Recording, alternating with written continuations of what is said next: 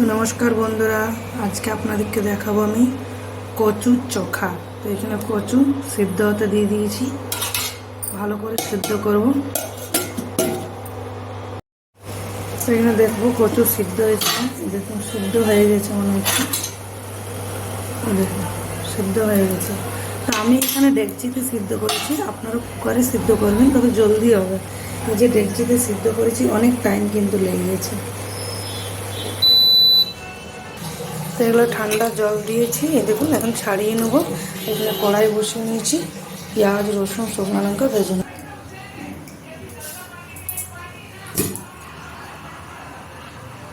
দিয়ে দিচ্ছি সরষের তেল।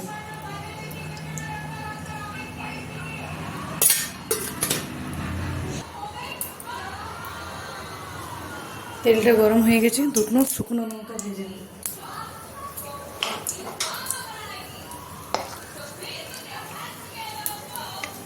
এখানে ঝাল যে যেমন খাবেন সে তেমনভাবে লঙ্কা ইউজ করবেন।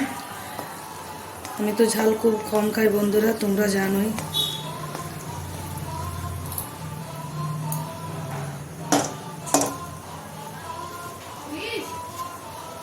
তো শুকনো লঙ্কাগুলো ভাজা হয়ে গেছে, ওঠাবো। পড়ে গেল, কোনো ব্যাপার নেই। এবার ভেজে নেবো রসুন।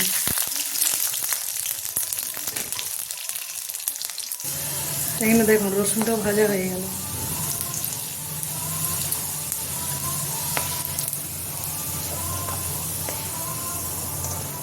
বাকি রইল পেঁয়াজও ভেজে নেব।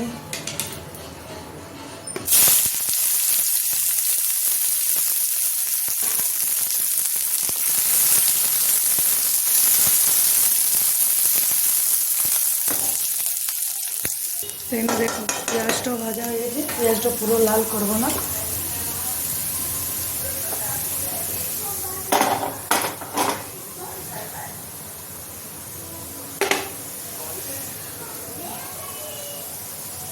তো এখানে পেঁয়াজটাও দিয়ে দেবো।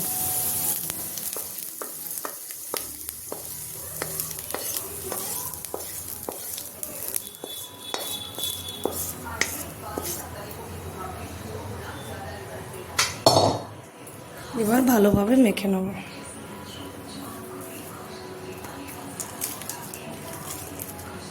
এইভাবে কচুর চোখা বানিয়ে খাবেন, খুব ভালো লাগে খেতে।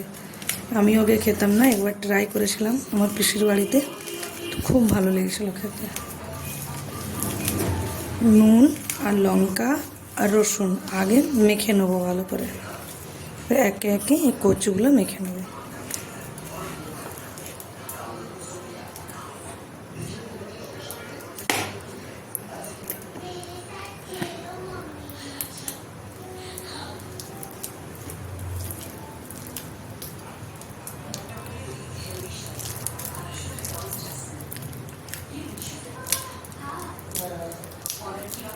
সব কচুগুলো আমি মেখে নিয়েছি, এবার পেঁয়াজ ভাজাটাও মিলিয়ে নেব।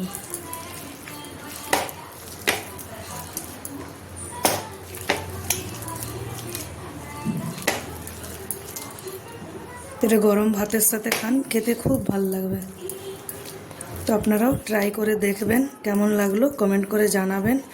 আমার রেসিপি যদি ভালো লাগে তো লাইক শেয়ার নিশ্চয়ই করবেন। ভালো থাকবেন, সুস্থ থাকবেন। বাই বাই বন্ধুরা।